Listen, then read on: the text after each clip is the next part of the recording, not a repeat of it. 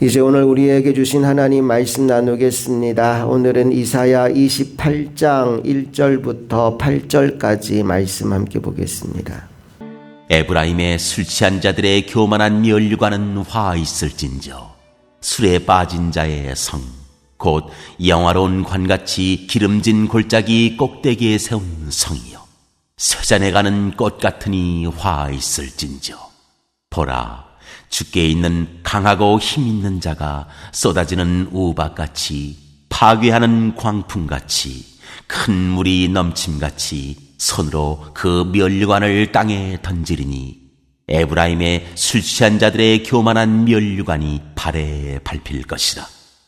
그 기름진 골짜기 꼭대기에 있는 그의 영화가 쇠잔에 가는 꽃이 여름 전에 처음 익은 무화과와 같으리니 보는 자가 그것을 보고 얼른 따서 먹으리로다.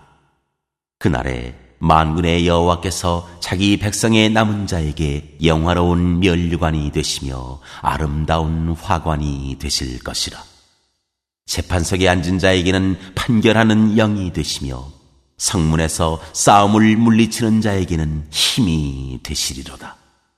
그리하여도 이들은 포도주로 말미암아 옆걸음치며 독주로 말미암아 비틀거리며 제사장과 선지자도 독주로 말미암아 옆걸음치며 포도주에 빠지며 독주로 말미암아 비틀거리며 환상을 잘못 풀며 재판할 때에 실수하나니 모든 상에는 토한 것, 더러운 것이 가득하고 깨끗한 곳이 없도다. 이사야서는 총 66장으로 되어 있습니다. 1장부터 39장까지가 전반부이고 40장부터 66장까지가 후반부입니다. 명확하게 그게 갈라지는데 여러분 성경도 66권으로 되어 있죠. 구약 39권, 신약 27권입니다. 이사야가 정확하게 그렇게 나누어집니다. 1장부터 39장까지가 전반부, 그리고 나머지 27장, 40장부터 66장까지가 후반부로 되어 있어요. 메시지도 굉장히 다릅니다. 1장부터 39장까지 메시지는 심판에 대한 메시지예요. 하나님께서 끊임없이 말씀했음에도 불구하고 우상을 숭배하고 다른 나라를 의지하고 세상을 의지하는 그들에게 하나님이 심판의 메시지, 그리고 이렇게 하면 너희가 회복될 수 있다, 이렇게 해야 살 수 있다라고 하는 예언의 메시지를 전해주는 내용이 39장까지예요. 마치 구약 성경을 보는 것 같아요. 40장 이하 마지막 66장까지는 어떤 내용이 나오느냐, 이제 바벨론 포로 이후의 이야기를 들려줍니다. 사실 지금 이사야가 살던 시대는 아수르에 의해서 이스라엘이 위태위태한 지경이었거든요. 바벨론은 아직 오지도 않은 때예요. 그런데 하나님이 그 먼 미래를 예언하게 하는 겁니다. 바벨론의 포로로 끌려갔다가 그들이 하나님의 은혜로 다시 구원받고 돌아오는 이야기, 회복되는 이야기, 하나님이 주는 승리에 대한 이야기가 40장부터 마지막 66장까지 이어집니다. 마치 신약시대 예수 그리스도께서 오심으로 말미암아 하나님의 구원과 회복의 이야기가 신약 성경에 담겨 있는 것처럼 이사야서 후반부는 회복의 메시지를 담고 있어요. 그래서 많은 학자들이 이사야서를 성경의 축소판이라고 부릅니다. 오늘 우리가 읽은 28장에도 그래서 이스라엘 땅에 임할 하나님의 심판에 대한 경고의 메시지가 또 나옵니다. 우리가 이 이사야서를 읽으면서 왜 이렇게 심판 얘기가 많이 나오나라는 생각을 여러분 했을 수도 있는데, 바로 이 하나님을 떠난 백성들에 대하여 안타까운 마음으로 너희가 이 길을 계속 가면 심판을 당한다는 것을 전반부에 들려주고, 그러나 너희가 하나님의 은혜로 구원받아 회복될 수 있다는 이야기를 후반부에서 들려주는데, 이 전체의 메시지를 통해서 우리를 향한 하나님의 사랑, 하나님의 마음을 깨닫는 지혜가 저와 여러분 모두에게 임하게 되기를 간절히 소망합니다. 자, 오늘 본문인 이사야서 28장 말씀을 볼 텐데요. 이사야서 28장은 남유다와 북이스라엘 모두에게 임하게 될 하나님의 심판에 대한 경고의 메시지를 담고 있습니다. 우리가 오늘 읽었던 1절부터 8절까지 내용에는 북이스라엘을 향한 심판의 메시지가 담겨 있고, 9절부터 22절까지는 남유다를 향한 메시지, 그리고 23절부터 29절까지는 두 나라 모두에게 들려주는 보여주는 하나님의 지혜에 관한 내용이 담겨 있습니다. 그 기본적인 배경을 머릿속에 담아두고 오늘 본문으로 들어가 볼게요. 1절부터 3절까지를 다 같이 읽어보겠습니다. 시작.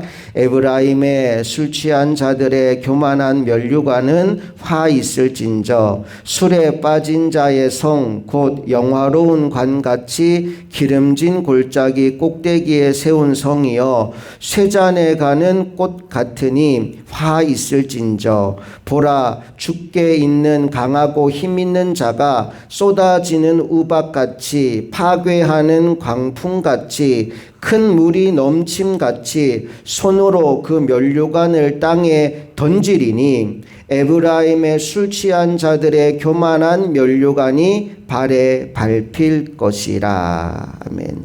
여기 에브라임이라고 말이 시작되는데 에브라임은 사마리아의 수도입니다. 북이스라엘을 가리킬 때 쓰는 표현이 에브라임입니다. 그런데 이 에브라임을 묘사하면서 두 가지 이미지를 보여줘요. 하나는 술에 취해서 비틀거리는 모습이에요. 두 번째는 면류관을 쓰고 있는데 교만한 면류관을 쓰고 있는 그런 모습입니다.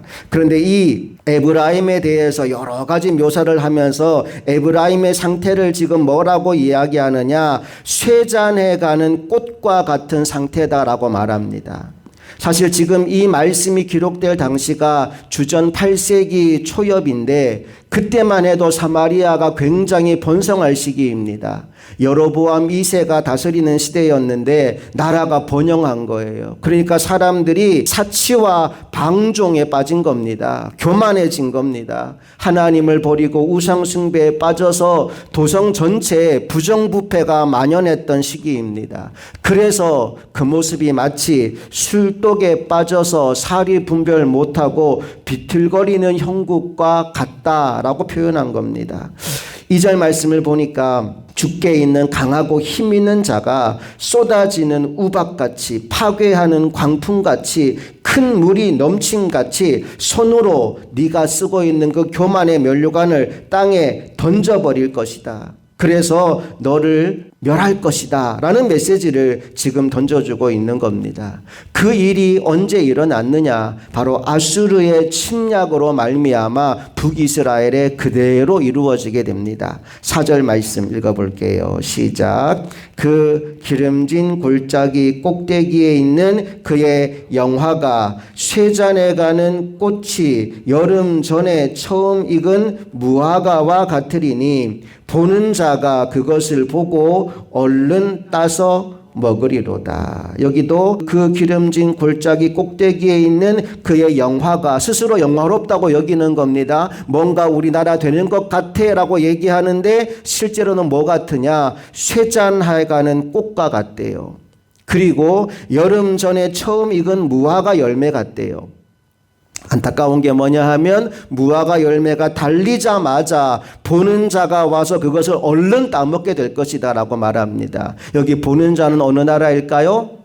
아수르입니다. 아수르가 와서 네가 지금 꽃 피운 그 영화 쇠잔에 가는 그 꽃을 낼름 먹어 삼켜버릴 것이다. 너의 그 교만함이, 너의 그 우상 숭배가, 너의 그 모든 악한 행실들이 결국은 이 안타까운 결과를 만들어 낼 것이다 라고 경고의 메시지를 주고 있는 겁니다. 자, 그런데 이어지는 말씀을 보니까 그 상황 가운데서도 남은 자들이 있을 것이다 라는 말씀을 우리에게 들려주고 있지요. 5절과 6절 말씀을 또 함께 읽어봅니다. 시작. 그날에 만군의 여호와께서 자기 백성의 남은 자에게 영화로운 면류관이 되시며 아름다운 화관이 되실 것이라. 재판석에 앉은 자에게는 판결하는 영이 되시며 성문에서 싸움을 물리치는 자에게는 힘이 되시리로다. 여호와 하나님을 의지하는 남은 자들에 대하여 여호와 하나님께서 너희들에게 영화로운 면류관이 될 것이고 아름다운 화관이 될 것이다 라고 말씀해요. 앞에 에브라임 사람들은 술에 취해서 교만의 면류관을 스스로 쓰고 있는데 남은 자들에게는 하나님이 영화로운 면류관을 씌워주시겠다라고 약속하고 있는 겁니다. 여러분 어떤 상황 가운데서도 남은 자들이 되시기를 주님 이름으로 축복합니다. 누가 남은 자일까요? 하나님만 바라보며 사는 사람들입니다. 어떤 상황, 어떤 환경 가운데서도 하나님의 말씀만 붙잡고 사는 사람들입니다. 세상은 그들을 어리석다라고 말하고 바보 같다, 미련하다라고 말하지만 누가 뭐라고 말해도 거기 신경 쓰지 않고 다만 하나님이 내게 주신 말씀 하나 붙잡고 묵묵히 오늘 내가 감당해야 될 사명을 감당하며 사는 사람이 바로 남은 자들입니다. 저와 여러분이 그런 사람들이 될 수 있기를 간절히 소망합니다. 여러분, 그런데 이게 그냥 결심한다고 되는 게 아니잖아요. 노력한다고 되는 게 아니잖아요. 내 힘과 내 능력만으로는 남은 자의 삶을 살아갈 수가 없어요. 그래서 오늘 우리에게 필요한 게 뭐냐? 성령 충만입니다. 에베소서 5장 18절 여러분 다 아는 말씀이에요. 술 취하지 말라 이는 방탕한 것이니 그 다음 뭐라고 나오죠? 오직 성령의 충만함을 받으라. 술 취하지 말라 이는 방탕한 것이니. 오늘 북이스라엘의 영적 상태를 진단하면서 이사야는 마치 그들이 술에 취해 비틀거리는 사람들 같다라고 표현했습니다. 1절 말씀 다시 보시면 이렇게 시작했죠. 에브라임의 술 취한 자들. 3절 말씀도 보시면 에브라임의 술 취한 자들 반복됩니다. 우리 7절 8절 말씀도 같이 읽어볼까요? 시작. 그리하여도 이들은 포도주로 말미암아 옆구름치며 독주로 말미암아 비틀거리며 제사장과 선지자도 독주로 말미암아 옆구름치며 포도주에 빠지며 독주로 말미암아 비틀거리며 환상을 잘못 풀며 재판할 때 실수하나니 모든 상에는 토한 것 더러운 것이 가득하고 깨끗한 곳이 없도다. 술에 취해 비틀거리고 또 속에 있는 거 다 토해내고 지금 그 모습이다. 술에 취해 비틀거리는 인생들이다 라고 말합니다. 오늘 저와 여러분은 세상 술에 취하여 비틀거리며 살아가는 사람이 되지 않기를 원합니다. 성령의 세술에 취하여 성령 충만한 삶을 살아가는 하나님의 종들이 다 될 수 있기를 원합니다. 그러기 위해서 오늘 우리가 벗어야 될 게 있어요. 1절과 3절에 반복해서 나왔던 교만한 면류관, 내가 뒤집어 쓴 교만한 면류관을 우리는 벗어버려야 됩니다. 그리고 써야 될 것이 있어요. 5절에 나왔던 하나님이 씌워주시는 영화로운 면류관, 하나님이 씌워주시는 아름다운 화관. 남은 자들에게 하나님은 영화로운 면류관이 될 것이며 아름다운 화관이 되실 것이다 라고 약속하였으니 우리 세상에서 무슨 일을 만나든지 거기에 영향받지 말고 하나님의 말씀 붙잡고 묵묵히 믿음의 길을 걸어가는 남은 자들이 될 수 있기를 소망합니다. 이 하루도 하나님께서 보시기에 그래 내가 찾던 사람이 바로 너야, 내가 너와 같은 사람을 너무나 보고 싶었어 라고 인정할 수 있는 믿음의 종들이 다 되실 수 있기를 주님 이름으로 축복합니다. 함께 기도하시겠습니다. 좋으신 아버지 하나님, 은혜와 사랑을 감사드립니다. 오늘도 우리에게 새날을 주시고 귀한 생명의 말씀을 듣게 하시니 감사합니다. 세상 사람들이 모두 세상에 취하여 비틀거리며 나아갈 때 하나님은 하나님의 말씀에 붙들려 성령 충만하여 믿음으로 살아가는 남은 자들을 보고 싶어 하신다 말씀하였습니다. 멸망을 향하여 달려가는 어리석은 인생이 아니라 하나님의 말씀 붙잡고 믿음으로 주님 기뻐하는 길을 걸어가는 하나님의 종들 되게 하여 주시옵소서. 우리의 걸음걸음을 통하여 하나님의 뜻이 이 땅에 이루어지고 하나님이 기뻐하는 일들이 이 땅에 펼쳐지게 되기를 간절히 소망합니다. 흥업교회와 사랑하는 모든 성도들을 그 도구로 사용하여 주시옵소서. 오늘도 하나님께 쓰임받는 귀하고 복된 하루의 삶을 살아가기를 간절히 소망하며 우리 주 예수 그리스도의 이름으로 기도합니다. 아멘.